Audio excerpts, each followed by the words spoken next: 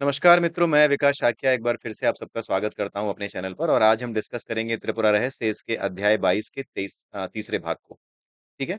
तो ये आखिरी अध्याय है। आई होप कि अभी तक आपको हमारा सफ़र हमारे साथ अच्छा लगा होगा और आगे भी आपको ये अच्छा ही लगेगा, जो भी 2-4 वीडियोज़ 2 या 3 वीडियोज़ बचे हुए हैं, उसमें भी आप हमारे साथ रहेंगे और मैं आपको यही कहूँगा कि इस पूरी की पूरी प्लेलिस्ट में जितने भी वीडियोज़ हैं, उन हो सकता है कि उनको आपको बार-बार रेफ़र करना पड़े। क्योंकि ये थोड़ा गहन विज्ञान जो है हमारे सनातन धर्म का, उसको बताता है। ख़ास करके जो भ्रांतियाँ हैं हमारे समाज में सन्यासी को लेकर के, सन्यासी के व्यवहार को लेकर के, अगर कोई ज्ञानी हो गया है, कोई सन्यासी हो गया है, तो वो सांसारिक काम कैसे कर सकता है? ये जो भ्रांतियाँ हैं, इन सब भ्रांतियों का बड़े अच्छे तरीके से उत्तर यहाँ पे दिया गया है। और भी ग्रंथ हैं, लेकिन हाँ, मैंने जितने अच्छे से त्रिपुरा रहस्य में इन चीज़ों को देखा, जितने तार्किक तरीके से, जितने शुद्ध तरीके से यहाँ पर बताया गया है दत्तात्रेय जी के द्वारा, उसके अलावा मैंने कहीं और अभी तक नहीं देखा, क्योंकि और दूसरे ग्रंथ तो मैंने पढ़े नहीं हैं। ठीक है? तो हो सकता है कि इससे बेहतर या और भी पॉइंट ऑफ व्यू देने वाले शास्त्र हों, लेकिन हाँ, मैंने अभी केवल इसी को देखा है, जो कि पहली बार यहाँ पर मुझे इतने अच्छे से ये चीज़ें समझ में आ रही हैं। तो आइए देखते हैं इस तीसरे भाग में क्या है। तो इस वीडियो में ये जो पार्ट है, इसमें बेसिकली 2 मुख्य चीज़ों पे बात की जाएगी। एक तो है ज्ञानी का व्यवहार। ज्ञानी का व्यवहार कैसा होता है? वो बाहर से जैसा व्यवहार करता है, वो अज्ञानी के जैसा ही दिखता है। अगर अज्ञानी के जैसा ही दिखता है, तो ज्ञानी को पहचाने कैसे? क्या ये ज्ञानी के भीतर ही रहता है उसके व्यवहार की वजह से? और अगर भीतर ही रहता है तो उसे पहचाना कैसे जा सकता है? या पहचानना असंभव है? तो एक तो हो गया ज्ञानी के व्यवहार के संबंध में और दूसरा होता है वासना के संबंध में। 2 तरह की वासनाएँ होती हैं। जब तक हम इस संसार में पूर्णता खोजते हैं, तब तक हम संसार की वासनाओं में उलझे रहते हैं। घर बनाना है, परिवार बनाना है, हर चीज़ से अपनी भावनाएँ जोड़ लेते हैं। ठीक है? हर चीज़ से अपनी भावना जोड़ लेते हैं। सफलता, असफलता, भय, इच्छा और किसी प्रकार की आशा, ये जितनी भी चीज़ें होती हैं ना, ये सब हमारे भाव होते हैं। भावों के बारे में अगर आपको पढ़ना है, तो मैं आपको यही कहूँगा कि क्लास 9th या 10th में आपने जो है रस के बारे में पढ़ा होगा। भरत मुनि ने एक किताब लिखी थी नाट्यशास्त्र। नाट्यशास्त्र में ही रस के बारे में बात की गई है। तो रस में भावों के विषय में बताया गया है। भावों के विषय में बताते समय उसमें स्थायी भाव, इसके विषय में बताया गया है, जो हमारे भीतर हमेशा से रहते हैं, स्थायी भाव। उन स्थायी भावों से ही हम इस संसार से जुड़ते हैं। वो स्थायी भाव किस प्रकार से प्रेरित होते हैं, किस प्रकार से हमारे भीतर एक्टिव हो जाते हैं, उसके बारे में भी रस शास्त्र में बताया गया है, नाट्यशास्त्र में बताया गया है, रसों के बारे में बताते समय। 9 तरीके के रस बताए गए हैं भरत मुनि जी के द्वारा। तो उनके बारे में जब आप पढ़ेंगे, तो उन भावों से जिन भावों से आप इस संसार से जुड़ जाते हैं, उसके विषय में आपको पूरी जानकारी मिलेगी। मेरी कोशिश ये होगी कि जैसे ही मैं ये त्रिपुरा रहस्य समाप्त करूँ, वैसे ही उन रसों के बारे में मैं आपको बताऊँ, जिन रसों के बारे में नाट्य शास्त्र में भरत मुनि जी ने बताया था और उदाहरण के साथ बताऊँ। और आप उन रसों के माध्यम से ये समझ जाएँगे कि चाहे वो दुःख का रस हो, चाहे सुख का रस हो, इन सभी रसों से हम इस संसार से बंध जाते हैं। बड़ा ही इंटरेस्टिंग टॉपिक है वो और मुझे समझ में नहीं आता कि मेरे दिमाग में पहले क्यों ये नहीं आया कि मैं रसों के बारे में पहले ही बात करता। सो दैट चीज़ें आपके लिए थोड़ी-सी और आसान हो जाती। तो आइए देखते हैं कि इसके बारे में हम क्या बातें करेंगे आज के इस वीडियो में। तो इसके बारे में, रस के बारे में या फिर आप वासना के बारे में कह लीजिए, 2 तरह की बातें करेंगे, 2 तरह की वासनाओं की बात करेंगे। एक वासना होती है सांसारिक वासना। सांसारिक वासना वो होती है जो संसार में आपको पूर्णता का एहसास होने का एक तरीके से अ, एक प्रॉमिस सी लगती हैं कि हाँ, संसार ही मुझे पूर्ण कर सकता है, संसार में ही मुझे पूर्णता मिल सकती है। हर आदमी पूर्ण होना चाहता है, सुखी कोई नहीं होना चाहता। क्योंकि सुखी होने के लिए तो हर आदमी कुछ न कुछ सोचता है और जैसे ही वो चीज़ मिल जाती है, वैसे ही फिर उसके लिए एक नया टारगेट सेट हो जाता है और उस नए टारगेट को प्राप्त करने तक वो फिर दुखी, परेशान बना रहता है। तो सुखी कोई नहीं होना चाहता, कहीं न कहीं पूर्णता की तरफ हर कोई जाना चाहता है। तो इस संसार में जो लोग आगे बढ़ते हुए पूर्णता की तरफ जाना चाहते हैं, जो कि कभी पूर्णता मिल नहीं सकती इस संसार में, उन लोगों को सांसारिक वासना में या मिथ्या वासना में फँसा हुआ कहा जाता है। सांसारिक वासना को मिथ्या वासना कहा जाता है और सांसारिक वासना में रहते हुए, मिथ्या वासना में रहते हुए, जब अपने जीवन को अच्छा बनाने के लिए, बेहतर बनाने के लिए जब मनुष्य प्रयास करता है, तो उस प्रयास में वो नई-नई खोजें करता है। बहुत अच्छे स्तर पर जो व्यक्ति पहुँचता है, वो आज के समय में हमारे यहाँ जो वैज्ञानिक होते हैं, वो कहा जाता है। वो प्रकृति के उन रहस्यों को खोजता है जिससे इनोवेट करके, जिससे इनोवेशन लेकर के, जिससे एक मोटिवेशन लेकर के कुछ इनोवेट करके अपनी लाइफ़ को थोड़ा आसान बनाया जा सकता है। तो वो विज्ञान को खोजता है, विज्ञान के सिद्धांतों को खोजता है। जिन सिद्धांतों से ये संसार चल रहा है, वो इनको खोजता है। वो मिथ्या वासना में फँसा हुआ है। तो जो मिथ्या वासना में फँसा हुआ जो व्यक्ति है, जो ऊँचे स्तर तक पहुँचता है, सर्वोच्च स्तर तक पहुँचता है, वो वैज्ञानिक कहा जाता है। और वैज्ञानिक का उद्देश्य होता है रिवर्स इंजीनियरिंग करके इस नेचर के रहस्य का पता लगाना। रिवर्स इंजीनियरिंग करके। वो कुछ नया खोजता नहीं है, वो कुछ भी नया नहीं खोजता है, मैं आपको पहले ही बता दूँ।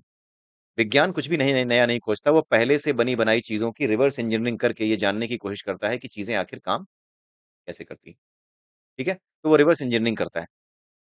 और दूसरा व्यक्ति वो होता है, जो जो संसार की वासना से यानी मिथ्या वासना से दूर जाना चाहता है और इसके कारण होते हैं। कारण बताए गए हैं भगवद गीता में। भगवान कृष्ण ने भगवद गीता में अर्जुन को ये बताया है कि 4 तरीके के लोग या 4 कारण होते हैं मेरी तरफ आने के, यानी ईश्वर को समझने के, उसको जानने के, उसकी तरफ मुड़ने के 4 कारण होते हैं। वो 4 कारण कौन-से हैं? आर्त, जिज्ञासु, अर्थार्थी और ज्ञानी। आर्त कौन होता है? जो दुखी है, परेशान है, अपनी जीवन की समस्याओं से परेशान है। उसे कोई हल नहीं मिल रहा, उसे कोई किसी समस्या का कोई हल नहीं मिल रहा। समस्या आती है, अटक जाती है। जैसे मैं आर्त की श्रेणी में आता था, जब मैं ईश्वर की ओर बढ़ा। मुझे समझ में ही नहीं आता था कि अचानक से बनते-बनाते काम मेरे रुक कैसे जाते हैं। जब भी मैं कोई काम करने जाता हूँ, वैसे ही छ सारी परिस्थितियाँ मेरे विपरीत क्यों हो जाती हैं? आखिर ऐसा क्या कारण है कि क्या ये सबके लिए सच है? क्या ये 100% परफेक्शन के साथ, प्रिडिक्शन के साथ जैसे मेरे साथ हो रहा है कि मुझे पता होता था कि मैं इस काम को करने जा रहा हूँ, तो ये होगा। मुझे किसी दिन बाहर निकलना है किसी ऐसी चीज़ को लेकर के कि जो जिसे पानी से बचाना है, तो निश्चित रूप से मैं ये मान के चलता था कि आज बारिश होगी, राइट? और वो 100% होती थी। तो ये सारी चीज़ें मतलब कई बार 90% बार मैंने इसको सक्सेसफुली प्रेडिक्ट किया और ये चीज़ें मेरे साथ हुईं। तो ये चीज़ें आखिर क्यों हो रही थीं? आखिर मैं 100% प्रेडिक्शन के साथ, परफेक्शन के साथ मैं चीज़ों को प्रेडिक्ट क्यों कर पा रहा था, ये मैं समझ नहीं पा रहा था। मैं इस चीज़ से दुखी था कि यार जब भी मैं कोई काम करता हूँ ना, वो अटक जाता है। मेरा पासपोर्ट 3 साल में बन कर के आया, बड़ा परेशानी हुई, ऐसा लगा कि आएगा ही नहीं, इतना ज़्यादा अटका। कहीं फीस जमा करने जाता था, तो जब मेरी बारी आती थी, उसी समय खिड़की बंद हो जाती थी कि अब थोड़ा लंच के बाद आना या फिर 1 घंटे बाद सर बैठेंगे तब आना। मतलब मैं बहुत देर से खड़ा हूँ, फिर भी अब मुझे वेट 1 घंटा, 2 घंटा और वेट करना है। इस तरह की घटनाएँ जब होती रहीं, तो मैं इस चीज़ को लेकर के बड़ा दुखी रहा कि यार ये है क्या? कोई भी काम करता हूँ, वो अचानक से उसमें आग लग जाती है, ऐसा क्यों होता है? तो मैं आर्त की श्रेणी में था। इस रहस्य को जानने के लिए, इन चीज़ों को समझने के लिए मैं इस तरफ मुड़ा कि जानूँ। किसी ने मुझे बताया, समझाया कि इन समस्याओं का हल भगवद गीता में है। इन चीज़ों को इन चीज़ों का हल भगवद गीता में है, इन चीज़ों का हल वेदों में है, शास्त्रों में है, हमारे पुराणों में है। जाकर के देखो तो सही। तो मैं उस वजह से उस तरफ मुड़ गया। तो कोई भी कारण हो, आर्त हो, जिज्ञासु हो यानी जो जानना चाहता है, अर्थार्थी हो जिसे पैसे कमाने हैं या फिर जो ज्ञानी हो, जो ज्ञान रखता है, इस संसार का ज्ञान रखता है, इस संसार की मॉडस ऑपरेंडी को, इस नेचर की मॉडस ऑपरेंडी को किसी भी लेवल पे थोड़ा बहुत समझता है, ऐसा व्यक्ति, इन चारों व्यक्तियों में से कोई भी ऐसा व्यक्ति जो हो, जो इन चारों में से किसी कैटेगरी में फ़ॉल कर रहा हो, वो निश्चित रूप से किधर जाता है? ईश्वर की ओर जाता है। ठीक है? तो एक थी संसार की वासना, मिथ्या वासना और दूसरी क्या थी? दूसरी क्या हो गई? ईश्वर की ओर जाने की वासना जिसे सत्य वासना कहते हैं। ठीक है? तो सत्य वासना और मिथ्या वासना एक दूसरे पर क्या असर डालती हैं?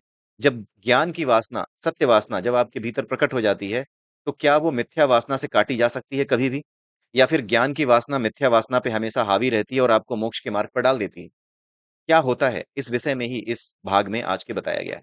ठीक है? तो भूमिका मैंने बता दी है इसलिए जो कुछ यहाँ पर लिखा हुआ है, उसके बारे में मोस्टली मैं नैरेट ही करूँगा। ठीक है? तो यहाँ पर सबसे पहले 40वें और 41वें श्लोक में ये बताया जा रहा है कि जो ज्ञानी होता है, जो उत्तम ज्ञानी होता है, उसका व्यवहार कैसा होता है? उत्तम ज्ञानी का व्यवहार ऐसे होता है जैसे अभिनेता, एक ऐसा अभिनेता जो मंच पर अनेक वेश बना करके, सुखी और दुखी होने की भूमिका निभाने के बावजूद, भीतर से ये जान रहा होता है कि मैं वास्तव में सुखी या दुखी नहीं हूँ, मैं केवल नाटक कर रहा हूँ। इसी प्रकार से जो संसार में उत्तम ज्ञानी होते हैं, वो ये जानते हुए भी कि मैं संसार में रह कर के अपने माता-पिता के साथ, अपने भाई-बंधुओं के साथ, इनके साथ जो भावनाओं का खेल है, उस खेल को मैं खेल रहा हूँ। खेल की तरह नहीं, उनकी भावनाओं का सम्मान करते हुए। लेकिन उन भावनाओं से मैं नहीं जुड़ रहा। उन भावनाओं का सम्मान कर रहा हूँ, उन भावनाओं के प्रति, मेरे माता-पिता के प्रति, मेरे रिश्तेदारों के प्रति मेरे जो कर्तव्य हैं, उन्हें पूरी तरह से निभा रहा हूँ। पूरी तरह से निभा रहा हूँ। उनके लिए जान भी देनी पड़े तो दे रहा हूँ। लेकिन किसी भावना से जुड़े बिना, जैसे देश का सैनिक है, वो देश के लिए जान देता है। वो बड़े उच्च आदर्श के लिए, एक बड़े उच्च लक्ष्य के लिए अपने जान को दे देता है। क्या वो अपने लिए देता है? नहीं, वो देश के लिए देता है। वो सर्वोच्च बलिदान अपने राष्ट्र के लिए देता है। तो उसे क्या अपनी किसी चीज़ से वासना होती है? नहीं। उसको उसको कोई वासना नहीं होती। उसके पास एक सर्वोच्च कारण होता है राष्ट्र। वो एक सर्वोच्च कारण के लिए बलिदान देता है। उसी प्रकार से जो एक ज्ञानी होता है, वो सर्वोच्च कारण यानी परमात्मा, उस सर्वोच्च कारण को ही सभी कारणों का कारण जानते हुए हर काम में भाग लेता है। लेकिन किसी काम में भाग लेते हुए उस काम से जुड़ी हुई कोई भी भावना उससे अपने आप को नहीं जोड़ता, किसी भी भावना से अपने आप को नहीं जोड़ता। ठीक वैसे ही जैसे मंच पे एक अभिनेता सामने वाले किसी पात्र से शत्रुता निभा रहा हो, उसे मार रहा हो, युद्ध में उसे मारना हो, तो वो नाटक करेगा उसे मारने का। लेकिन सचमुच में उसके प्रति उसके मन में कोई भाव आता है क्या? दुश्मनी का? नहीं। बल्कि नाटक होने के बाद तो दोनों साथ में बैठ के चाय पीते होंगे, ठीक है? तो वैसा ही कुछ करता है ज्ञानी। इस संसार में वो किसी से नफ़रत नहीं करता। अगर वो पुलिस वाला है और उसे एनकाउंटर करना है, तो वो एनकाउंटर करते समय ये नहीं सोचेगा कि देख लूँगा इसे, इसने बहुत परेशान किया है। किसी तरह के भाव नहीं जोड़ता, किसी क्रोध के भाव को, किसी आशा-निराशा के भाव को नहीं जोड़ता कि मैं नहीं मार पाया तो क्या होगा, या इसको मारना ज़रूरी है, या मैं इसको जो है अपने उसका विषय बना रहा हूँ मान-सम्मान का कि मैं इसे नहीं मार पाया तो क्या होगा? मेरा नाम खराब हो जाएगा, राइट? या मैं सफल नहीं हो पाया, मैं ही मारा गया तो क्या होगा? या मेरी जो पूरी की पूरी फ़ौज है वो अगर वापस लौट आई बिना सफलता प्राप्त किए तो क्या होगा? ऐसी किसी भावना से वो नहीं जुड़ता। उसे ये पता होता है कि उसे बस मारना है। उसे आदेश मिला है एनकाउंटर करने का, वो करता है, वो चला आता है। ठीक है? लेकिन किसी वासना से नहीं जुड़ता। इसी प्रकार से ज्ञानी भी संसार में होने वाले हर व्यवहार को अपना कर्तव्य जानते हुए कि मेरा कर्तव्य इस स्थिति में क्या है, उस स्थिति में बस वो कर्तव्य कर देता है, लेकिन बिना किसी वासना से जुड़े, किसी भावना से अपने आप को जोड़े बिना, आशा, निराशा, क्रोध, भय किसी तरह की वासना से जोड़े बिना, वो सिर्फ़ उस काम को कर देता है जो उसके रोल में, जिस रोल को वो प्ले कर रहा है संसार में रहते हुए, उस रोल के अंतर्गत जो कर्तव्य उसका बनता है, उस कर्तव्य को ध्यान में रख कर के ऐसा काम कर देता है। ठीक है? इसलिए उसका यह फल भोग भी खरहे की सींग की तरह, यानी गधे के सिर पे सींग की तरह केवल कहने भर को होता है, कि वो अपना कर्म कर रहा है, इसके बदले में उसे ये फल मिलेगा, वो फल मिलेगा, लेकिन फल कोई उसके लिए होता नहीं, क्योंकि जब वो किसी भावना से जुड़ता नहीं, तो फल भी उसके अंदर कोई भावना पैदा नहीं करता। जब आप किसी कर्म से कोई भावना नहीं जोड़ते, तो उस कर्म के फलस्वरूप आने वाला फल भी आपको भावना से नहीं जोड़ता और नया कर्म उत्पन्न नहीं होता। ऐसा कर्म उत्पन्न नहीं होता जो कि फिर आपको किसी भावना से जोड़ दे। भावना से उत्पन्न कर्म, उससे आने वाला फल एक नई भावना से उत्पन्न कर्म को जोड़ देता है, आपके साथ जोड़ता चला जाता है। और इस वजह से एक कर्म का, भाव का एक पूरा का पूरा चक्र चलता रहता है और आप उससे बाहर नहीं निकल पाते। लेकिन जब भावनाओं से जुड़ना आप छोड़ देते हैं, तो उससे आने वाला फल आपके लिए गधे के सर पे सींग की तरह होता है, यानी कि जो फल आया उसे भी आप अनदेखा कर देते हो। जैसे अगर आप कुछ न्यूज़ देख रहे हैं और आपके बच्चे या आपकी पत्नी कुछ बोल रही हो और आप सिर्फ करते हैं। इसका मतलब है कि आप उन्हें ठीक से सुन नहीं रहे, उनकी बात आपके कानों में जा रही है, लेकिन अनमने ढंग से आप उनका उत्तर दे रहे हैं। उसी प्रकार से कर्म के फलों को वो अनमने ढंग से बस आने और जाने देता है। अब अज्ञानियों की बात हो रही है। अज्ञानियों को तो विशुद्ध आत्मा का पता ही नहीं चलता, इसलिए वे तो देह को ही आत्मा मानते हैं और दृश्य पदार्थ को सच मानते हैं। इसको समझाने की ज़रूरत इतना नहीं है। अब बात आती है मंद ज्ञानियों की, यानी जिन्हें ज्ञान तो है, लेकिन अभी उनको अभ्यास नहीं हुआ है। इसके बारे में बताया गया है, मंद ज्ञानियों को तो शुद्ध चिन्मय आत्मा का ज्ञान होता है और दुनिया भी उसे झूठी दिखलाई देती है। उसे पता होता है कि संसार भी झूठा है, उसे दिखाई भी देती है, अनुभव भी होता है। फिर भी अभ्यास की कमी से, मेन चीज़ क्या है? अभ्यास। उसने ज़्यादा अभ्यास नहीं किया है, पढ़ तो लिया है, अनुभव भी एक आध बार कर लिया है कि संसार में ये सब कुछ मिथ्या है। उसके मन में ये विचार सच्चे रूप में आता है कि संसार में जो कुछ है वो मिथ्या है, लेकिन इसके बावजूद भी इसका अभ्यास उसने अच्छे से नहीं किया है। इसका अच्छे से अभ्यास उसे नहीं है। जैसे गाड़ी चलाना आप सीख रहे हैं, पता तो चल गया, 1 दिन बड़े अच्छे से चला ली गाड़ी, बिना किसी सहायता के। 15 दिन बाद फिर आप चलाएँगे तो आपका फिर कॉन्फिडेंस लूज़ होगा, क्योंकि आपने ठीक से अभ्यास नहीं किया। लेकिन उन्हीं 15 दिनों तक अगर आपने लगातार अभ्यास किया हो, तो 16वें दिन फिर से वो गाड़ी आप कॉन्फिडेंस से चला पाएँगे, कोई दिक्कत नहीं होगी। तो ये जो मंद ज्ञानी होता है, उसके पास किस चीज़ की कमी होती है? उसके पास अनुभव भी होता है, ज्ञानी की तरह उसका अनुभव भी होता है। उसने एक आध बार अनुभव किया होता है और वो अनुभव ऐसा ही होता है जैसे ज्ञानी को होता है। लेकिन ज्ञानी उस अनुभव में हमेशा रहता है। लेकिन अज्ञानी जो मंद ज्ञानी है, अज्ञानी नहीं मंद ज्ञानी, उसे पता तो होता है, अनुभव भी एक आध बार होता है, लेकिन उसके अंदर अभ्यास की कमी की वजह से ये जो ज्ञान है, वो पहले की वासना के कारण, पहले जिन वासनाओं में वो फँस जाता था, उस वासना के कारण उसका ज्ञान दब जाता है और देह को ही वे आत्मा के रूप में कई बार देखने लगते हैं। बीच-बीच में उन्हें संसार की सत्यता का भी बोध होता रहता है, किंतु उनके ज्ञानजन्य संस्कार उनकी इस झूठी परख को दूर कर देते हैं। लेकिन क्योंकि उनके पास ज्ञान है, एक बार उन्हें अनुभव हो चुका है, इसलिए अगर वो लंबे समय तक फँसे भी रहते हैं, बार-बार फँस भी जाते हैं, तो भी जब वो कभी अकेले बैठते हैं, कभी सत्संग में जाते हैं या कभी ऐसा मौका आता है, जहाँ पर उन्हें वापस से सोचने का अवसर मिले, कहीं सत्संग हो रहा है या कहीं घर में ही लोग बैठे हैं, कोई दुखी है, कोई दूसरा दुखी है, उसको देखते हैं, तो वो चाहते हैं कि उसे कुछ बता दें। तो जब वो वापस उसे बताने जाते हैं, तो वापस से वो अपनी यही ज्ञान की पोटली खोल के बैठ जाते हैं। तो वापस उन्हें अपना स्वरूप भी याद आ जाता है, अपने ज्ञान का जो स्तर है वो याद आ जाता है और उस ज्ञान से वो अपनी वासना को भी काट डालते हैं, जो उनके मन में आई थी। ठीक है? तो यही बात यहाँ पर 45वें और 46वें श्लोक में कही गई है, किंतु उनके ज्ञानजन्य संस्कार उनकी इस झूठी परख को दूर कर देते हैं, इस तरह उनके सच और झूठ का ज्ञान आपस में मिलकर बीच-बीच में साफ ढंग से फल का बोध कराता है। ठीक है? यानी बीच-बीच में उन्हें पता लगता रहता है कि साफ ढंग से फल का बोध यानी फल मिथ्या है, ये एहसास कराते रहते हैं।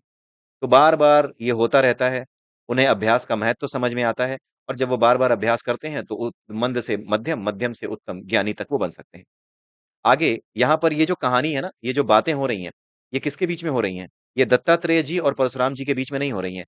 दत्तात्रेय जी परशुराम जी को ये बता रहे हैं कि जो ब्राह्मण था वसुमान और जो हेमांगद जो कि राजकुमार था, वो आपस में बातें कर रहे हैं और ये बातें हेमांगद वसुमान को बता रहा है। ब्राह्मण वसुमान को बता रहा है। तो यहाँ पर ब्राह्मण वसुमान को हेमांगद ये कहता है, "हे धरती के देवता।" ब्राह्मण को धरती का देवता कहा जाता है। ब्राह्मण जिसे ज्ञान हो, वो नहीं जो ब्राह्मण के घर पैदा हुआ हो। ये बहुत बड़ी भ्रांति है हमारे यहाँ जो फैलाई गई है। ब्राह्मण का अर्थ है वो जो कि बुद्धिमान हो, जो सच और झूठ का विश्लेषण कर सकता हो, उसे ब्राह्मण कहा जाता है। केवल किसी ब्राह्मण के घर जन्म लेने से, किसी पंडित जी के यहाँ पैदा हो जाने से आप ब्राह्मण नहीं हो जाते। आपकी प्रज्ञा अगर ब्राह्मण के स्तर तक है, तभी आप ब्राह्मण हैं वास्तविक रूप में। वास्तविक ब्राह्मण की परिभाषा यही है। ठीक है? हे धरती के देवता, यद्यपि ये दोनों ही संस्कार समान रूप से आते-जाते रहते हैं। मंद ज्ञानी के लिए बात की जा रही है। ये समान रूप से आते-जाते रहते हैं। मंद ज्ञानी क्या, ये तो मध्यम ज्ञानी और उत्तम ज्ञानी के लिए भी बताई गई है। लेकिन यहाँ पर जो कॉन्सेप्ट समझाया जा रहा है ना, वो है वासना का, जिसके बारे में मैंने शुरू में बताया कि इस भाग में हम बात करेंगे संसार की वासना की और ज्ञान की वासना की। दोनों के बीच अंतर क्या होता है, उसके बारे में बात करेंगे। तो यहाँ पर ये बताया जा रहा है कि यद्यपि ये दोनों ही संस्कार यानी जो ज्ञानी हो गया है, उसके पास दोनों अनुभव रहते हैं।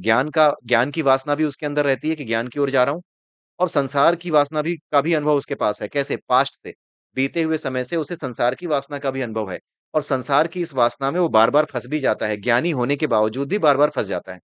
जब ज्ञानी होने के बावजूद भी वो बार-बार फँस जाता है, तो ज्ञान की वासना और संसार की वासना, ये दोनों क्या खेल खेलती हैं, दोनों का एक-दूसरे पे क्या असर पड़ता है, वो यहाँ पे बताया गया है 46वें और 47वें श्लोक में। यहाँ ये बताया जा रहा है कि यद्यपि, ऑल्दो ये दोनों ही संस्कार यानी कि संसार की वासना और किसकी वासना? ज्ञान की वासना। ये दोनों ही क्या हैं? समान रूप से आते-जाते रहते हैं, फिर भी इनका प्रभाव एक जैसा नहीं रहता। ये फिर भी एक जैसा प्रभाव नहीं डालते। यानी ज्ञान की वासना का जो प्रभाव संसार की वासना के ऊपर पड़ता है या मिथ्या वासना के ऊपर पड़ता है, वैसा प्रभाव मिथ्या वासना का ज्ञान की वासना पे नहीं पड़ता। कैसे नहीं पड़ता? वो यहाँ पे समझाया जा रहा है, बड़े ध्यान से सुनिएगा। अगर आपको संसार की वासना का अनुभव है, जो हम सबको होता है, उसके अलावा अगर आपको ज्ञान की वासना का भी अनुभव हो चुका है, तो उस केस में होता क्या है कि ज्ञान की वासना अगर आपके भीतर है और संसार की वासना का भी अनुभव आपके भीतर है, जो कि हम सबको होता है, तो उस केस में ज्ञान की वासना संसार की वासना को काटती रहती है बीच-बीच में, हटाती रहती है।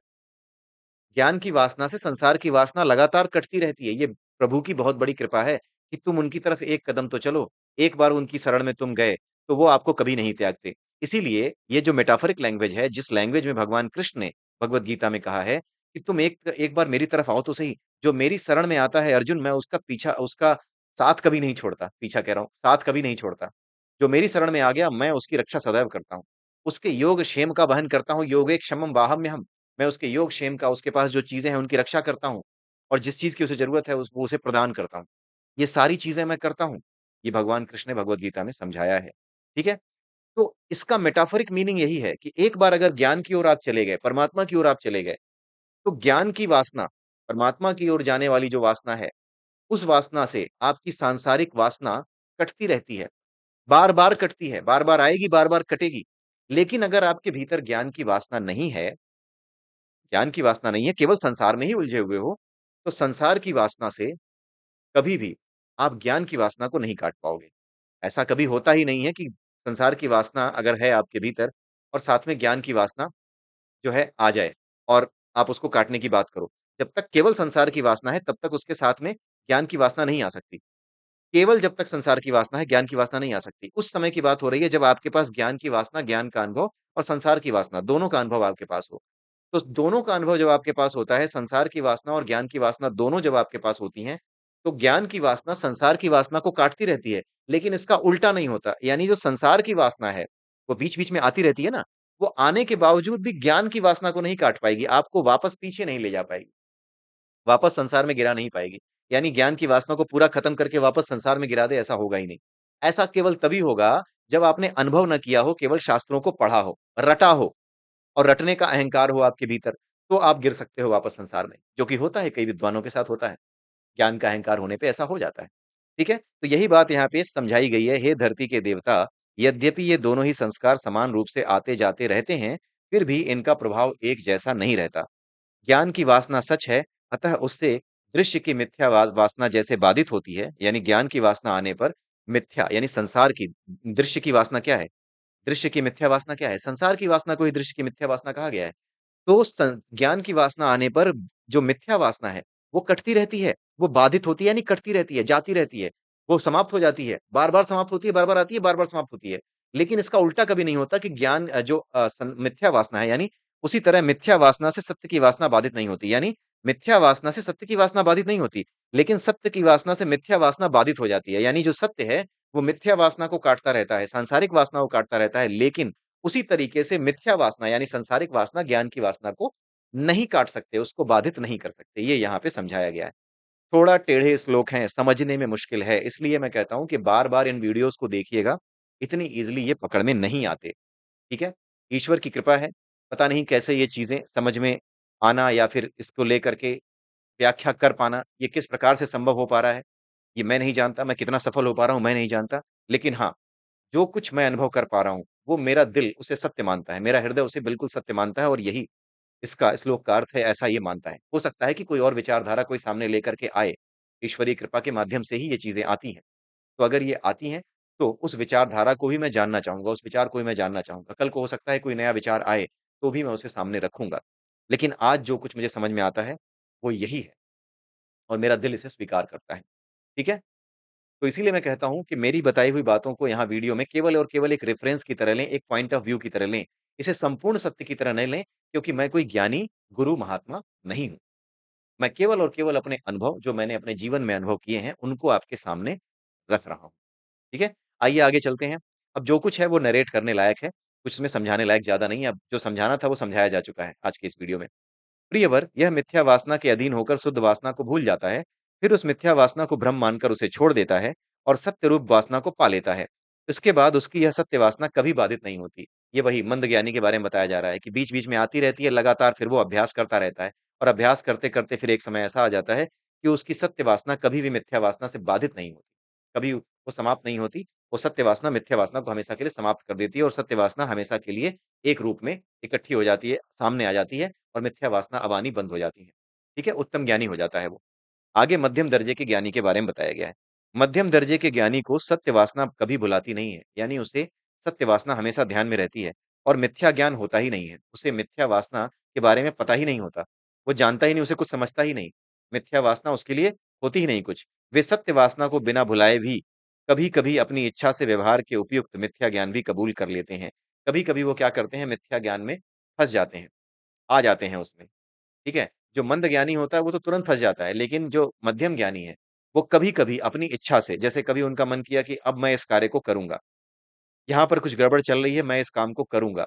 यार यहाँ पर ज़रूरत है, मुझे कुछ कहना है, मैं यहाँ पर कहूँगा और कहने पर वहाँ पे सामने वाला बहस कर रहा होगा, तो उस बहस करने वाले व्यक्ति को पीछे ढकेलूँगा। ठीक है? वो ये सब करता है और भावनाओं से जुड़ भी जाता है जितनी देर तक वो काम करता है मध्यम ज्ञानी। लेकिन वो याद रखता है कि मेरा वास्तविक स्वरूप क्या है और वहाँ से हटने के बाद वो तुरंत इस चीज़ को वहीं छोड़ देता है। मंद ज्ञानी और मध्यम ज्ञानी में यही अंतर होता है जो मैं समझ पा रहा हूँ कि जो मंद ज्ञानी है ना, वो मिथ्या वासना में फँसने के बाद जिस घटना के कारण वो मिथ्या वासना में फँसा है, उस घटना के वहाँ पर समाप्त होने के बावजूद भी, वापस घर आने के बावजूद भी, वापस से उसके बारे में सोचता रहता है, दिमाग में उसके चीज़ें चलती रहती हैं।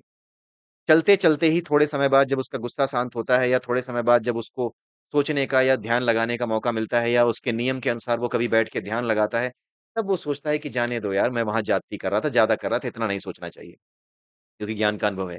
लेकिन जो मध्यम ज्ञानी होता है, उसको ऐसे समझिए कि वो जब समस्या होती है, उस जैसे कि मैं ऑफ़िस में हूँ, ऑफ़िस में मेरे किसी कलीग से झगड़ा हो गया और उस झगड़े के समय ही बस मैंने उसे याद रखा। उसको उल्टी-सीधी 2-4 बातें मैंने भी सुना दी। उसने मुझे कुछ टॉन्ट मारा, मैंने भी उसे 3-4 टॉन्ट मार दिए, खत्म। वहाँ से हटने के बाद, उस कॉल से हटने के बाद फिर मैंने उसको याद ही नहीं रखा, उसको वहीं छोड़ दिया। ये जो स्थिति होती है, ये मध्यम ज्ञानी की होती है। लेकिन उसके आने के बावजूद घर आने के बाद या फिर किसी दोस्त से मिलने के बाद फिर मैंने बताया कि आज मैंने उसको ठीक किया है। उसके बारे में बातें कर रहा हूँ, चारों तरफ बातें कर रहा हूँ। इसका मतलब क्या है? मैं मंद ज्ञानी हूँ अभी। ठीक है? और मध्यम ज्ञानी क्या है? मध्यम ज्ञानी वो है जो समस्या को जहाँ पे वो उसको कहना था, वो जो रोल प्ले करना था, उसे बोलना था, इनफैक्ट गाली भी देनी थी, दे डाली, लेकिन उसको वहीं छोड़ा और अगले दिन फिर एक दिन एक नई शुरुआत की उसी व्यक्ति के साथ। भूल गया। भूल गया कि कल क्या हुआ था, फिर से उसके सामने नई शुरुआत की और नई शुरुआत में फिर अगर वो कुछ हरकत करता है, तो फिर वो कर देगा, अपनी मर्ज़ी से फिर वो उसको सुना देगा। लेकिन उस घटना से तुरंत बाहर आने के बाद, जब वो मीटिंग खत्म होगी, वो घटना वहाँ पे समाप्त होगी, तो जैसे ही उस घटना से हटेगा, उससे डिटैच हो जाएगा, फिर कुछ याद नहीं रखेगा, किसी से उसके बारे में बात नहीं करेगा कि आज मैंने उसको सुनाया, आज मैंने ये किया, वो किया, ये सब नहीं बताएगा, ठीक है? तो मैं जब अपने आप को एसेस करता हूँ, तो मुझे पता लगता है कि मैं मंदज्ञानी हूँ, क्योंकि कई बार मैं ऐसी हरकत कर देता हूँ कि हाँ, उससे झगड़ा हुआ ऑफ़िस के कलीग से, तो मैं जा कर के अपने दोस्तों में उसके बारे में बताता हूँ, उसने मुझे परेशान किया, ऐसा किया, वैसा किया, ठीक है? तो मंद मैं ज्ञानी हूँ या नहीं, ये नहीं पता, लेकिन हाँ, मंद ज़रूर हूँ। सांसारिक हो सकता है मैं सांसारिक ही हूँ, लेकिन ज्ञानी ये तो कोई जान ही नहीं सकता कि आप ज्ञानी हो या नहीं। आप खुद भी नहीं जान पाते। ये बाहर से आपके व्यवहार में लग झलकता है, ये दूसरे ही बता पाते हैं, आप नहीं बता पाते। तो मैं मंद स्तर पे हूँ, अगर ज्ञानी भी अगर थोड़ा बहुत ज्ञान रखता भी हूँ, तो मैं मंद स्तर पे हूँ। मैं उत्तम ज्ञानी या मध्यम ज्ञानी भी नहीं हूँ। और यहाँ तक कि मैं अपने आप को ये मानता हूँ कि मुझे कोई ज्ञान है नहीं, मैं केवल जो थोड़े बहुत अनुभव हुए हैं, उन्हीं अनुभवों को आपके साथ बता रहा हूँ। क्योंकि मैं अभी भी क्रोध में, अभी भी कुछ ऐसी चीज़ों में फँस जाता हूँ और लंबे समय तक उसके पीछे कई बार पड़ा रहता हूँ, जब तक समस्या हल नहीं हो जाती। मतलब भावनाओं से जुड़ जाता हूँ। लेकिन मुझे याद आता है कि हाँ, ये नहीं करना चाहिए। जैसे यहाँ जो चीज़ें लिखी हुई हैं, ये याद आती हैं, ठीक है? लेकिन हो सकता है कि ये केवल पढ़ने की वजह से याद आती हों, मुझे हो सकता है लालच हो कि इस वजह से अगर मैं आगे बढ़ता रहा, तो ही मुझे आगे चल कर के कुछ मिलेगा। हो सकता है ये हो, आप नहीं जान सकते, मैं नहीं जान सकता। ये तो मैं अपना इंट्रोस्पेक्शन करके ही जान सकता हूँ कि मैं क्या कर रहा हूँ, राइट? तो आइए आगे बढ़ते हैं। तो आगे ये बताया गया है कि मध्यम दर्जे अब आप समझ गए होंगे कि मध्यम दर्जे के ज्ञानी का स्वभाव कैसा होता है। उसका स्वभाव ऐसा होता है कि वो समस्या को वहीं देखता है, वहीं पर उसका हल करता है, वहीं पर जो है झगड़ा करता है, वहीं पे जो करना है करता है, सुनाता है सुनाता है। उसके बाद जब वो आता है सांसारिक जीवन में तो उसके बारे में याद भी नहीं रखता। उसके साथ जुड़े हुए किसी भाव को याद नहीं रखता। हाँ, वहाँ पर कोई काम है या उससे जुड़ा कोई काम है तो उसको कर देता है। लेकिन कोई भाव नहीं जोड़ता कि उसने मुझसे ऐसा कहा, कल मैं इसको ये मेल डालूँगा, इसको ठीक करूँगा। ये सारी चीज़ें वो नहीं करता मध्यम ज्ञानी। औसत दर्जे के सिद्ध ज्ञानी की ही यह स्थिति होती है। अब मैं तुम्हें साधक की स्थिति के बारे में समझाता हूँ, यानी उत्तम ज्ञानी के बारे में बताता हूँ। तो यहाँ पर हेमांगत बताता है ब्राह्मण को कि साधक जैसे-जैसे अपनी आत्मा की खोज में लगता है, उसी अनुपात में उसे अपने असली स्वरूप की याद बढ़ती जाती है। साधना पूरी होने पर तो अपने वास्तविक स्वरूप को वह कभी भुला ही नहीं पाता और मिथ्या द्वैत का स्फुरण तो कब काफ़ी प्रयास के बाद ही होता है। यानी ये जो वास्तविक ज्ञानी होता है ना, वो तो एकदम भूल जाता है। एकदम भूल जाता है कि ये संसार है भी क्या नहीं। इस संसार में आने वाली हर वासना और उसके फलस्वरूप आने वाले हर फल को वो नज़रअंदाज करते चलता है। ठीक वैसे ही जैसे आप बैठे हैं, न्यूज़ देख रहे हैं और बच्चे आपके आ रहे हैं, पानी दे दिए, बच्चा कैसे आया है, कैसे पानी लाया, देखा ही नहीं बस उसकी ओर देखा भी नहीं और लिया पानी पी लिया। कुछ ऐसे वो कर्म फल को लेते हैं, ठीक है? असली चीज़ आराधना है, सत्य की साधना है। उस तरफ उनका ध्यान होता है। जैसे आपका ध्यान मूवी की तरफ है, आपके बच्चे ने पानी लाया, अंधेरे में ही पकड़ाया, आपने लिया, पी लिया, ठीक है? इतना जो है डिटैचमेंट, इस तरह का डिटैचमेंट ज्ञानी का होता है। अपने स्वरूप की याद हमेशा बनी रहने के कारण उत्तम ज्ञानी को समाधि और व्यवहार में कोई अंतर नहीं दिखाई देता। यानी वो समाधि और व्यवहार में कोई अंतर ही नहीं समझता।